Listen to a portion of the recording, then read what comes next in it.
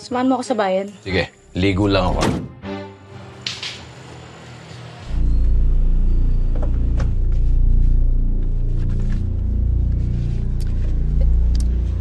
Magkangkangan tayo sa farm mo.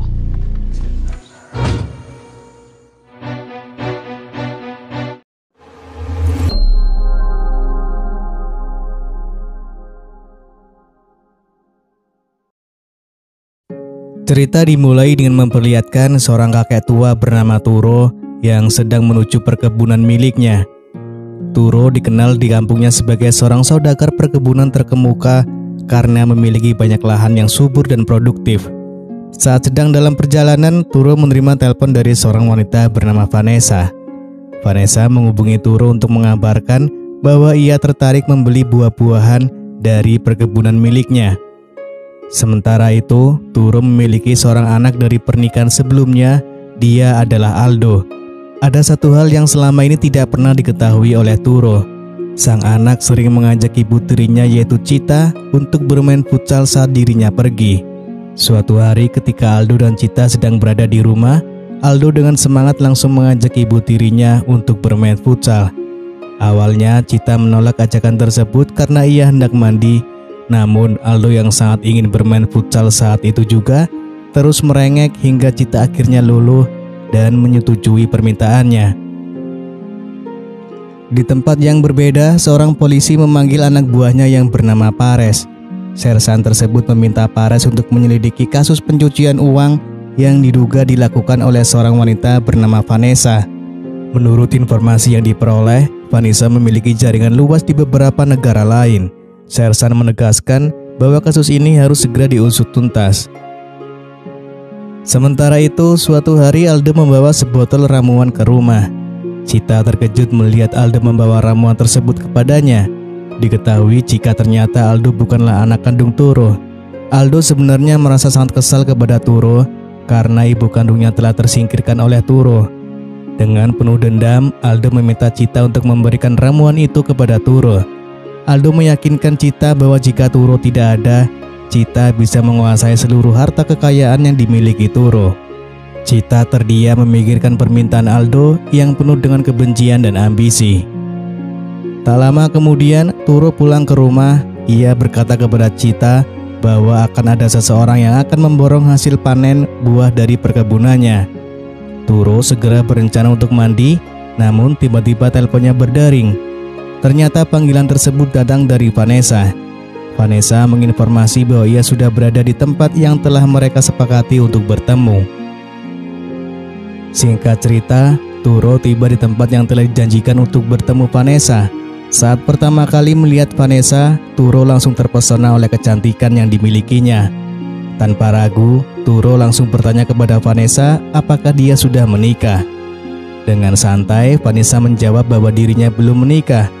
Menurutnya menikah itu bukanlah hal yang penting. Yang terpenting baginya adalah bermain futsal. Vanessa sendiri tidak mempermasalahkan status Turo yang sudah menikah. Baginya bersama Turo hanyalah untuk bersenang-senang tanpa ikatan serius. Meskipun baru saling mengenal, mereka berdua merasa nyaman dan tidak canggung. Bahkan mereka memutuskan untuk bermain futsal bersama, sebuah aktivitas yang membuat mereka semakin akrab. Turo dengan beraninya menelpon Cita dan berbohong bahwa dirinya harus pergi keluar kota untuk menyelesaikan urusan bisnis. Keesokan harinya Aldo mendatangi Cita dan meyakini bahwa Turo masih bersama wanita lain. Aldo menyindir Cita dengan tajam, mengatakan bahwa percuma saja memiliki wajah cantik jika mudah dibohongi oleh Turo. Merasa sangat kesal, Cita meminta Aldo untuk segera pergi dari hadapannya. Di tempat lain, Turo mengajak Vanessa untuk mengunjungi perkebunan miliknya. Sambil berjalan di antara tanaman yang subur, Turo mulai menceritakan tentang keluarganya kepada Vanessa. Turo yang terbawa suasana mengajak Vanessa untuk bermain futsal di tengah perkebunan. Meskipun tempat itu bukanlah tempat yang cocok untuk bermain, mereka berdua tetap menikmati momen tersebut dengan penuh semangat. Setelah puas bermain, Turo dan Vanessa memutuskan untuk kembali ke rumah Turo. Vanessa ingin bertemu dengan istri Turo meski tidak tahu apa yang akan dihadapinya.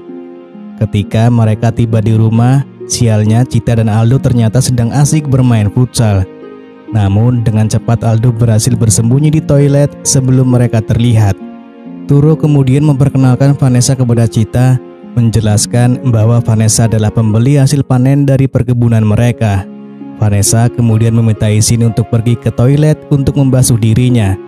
Namun ketika berada di toilet, dia bertemu dengan Aldo dan tanpa disangka mereka berdua justru asik bermain futsal. Merasa Vanessa terlalu lama berada di toilet, Turo memanggilnya dan meminta Vanessa untuk segera keluar. Sementara itu, Cita telah menyiapkan hidangan makan siang untuk dinikmati bersama.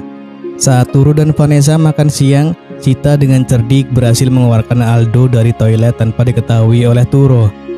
Setelah itu, Aldo dan Cita diam-diam masuk ke dalam mobil karena mereka tahu Turo akan pergi bersama Vanessa. Dugaan mereka benar, Turo dan Vanessa segera berangkat dan berhenti di sebuah perkebunan. Merasa khawatir dan penasaran karena Turo tak kunjung kembali, Aldo memutuskan untuk mencari ayahnya. Ternyata dia menemukan Turo sedang bermain futsal dengan penuh semangat bersama Vanessa. Cita yang curiga kemudian mengikuti jejak Aldo dan menyaksikan sendiri kedekatan Turo dan Vanessa. Perasaan marah dan kecewa memenuhi hati Cita dan dia berniat memberi pelajaran kepada keduanya. Namun sebelum Cita bisa melancarkan aksinya, Aldo berhasil menyelamatkan Vanessa, sementara Turo berhasil melarikan diri. Malam harinya Turo mendekati Cita dengan wajah penuh penyesalan.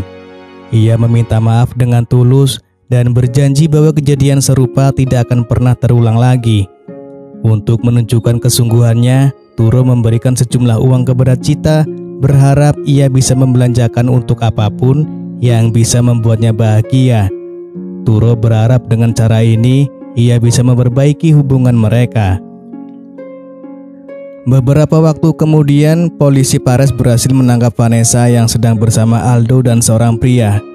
Pares menuntut penjelasan mengenai keberadaan uang yang hilang. Vanessa dengan tenang menjawab bahwa uang tersebut sudah dibelanjakan. Meski dalam situasi yang genting, Vanessa mencoba menghubungi Turo dan membuat janji pertemuan agar bisa menyelesaikan masalah ini. Di lain sisi, Turo berbicara kepada Cita, memberitahu bahwa ia akan bertemu dengan rekan bisnisnya Vanessa yang akan datang bersama seorang kolega dari Jepang. Namun saat Turo melangkah keluar, tiba-tiba ia terjatuh. Ternyata Cita telah mencampurkan ramuan ke dalam kopi Turo sebelumnya. Di sisi lain, karena Turo tak kunjung datang, Vanessa akhirnya menelponnya. Namun panggilan itu dijawab oleh Cita. Dengan suara tenang, Cita mengatakan bahwa Turo telah meninggal dunia akibat serangan jantung mendadak. Mendengar berita mengejutkan itu, Aldo dan Vanessa segera menuju rumah Turo. Ketika mereka tiba, mereka mendapati bahwa Turo memang sudah tiada. Dalam kelelahan dan kesedihan, Aldo dan Vanessa memutuskan untuk meminum air putih yang ada di rumah itu.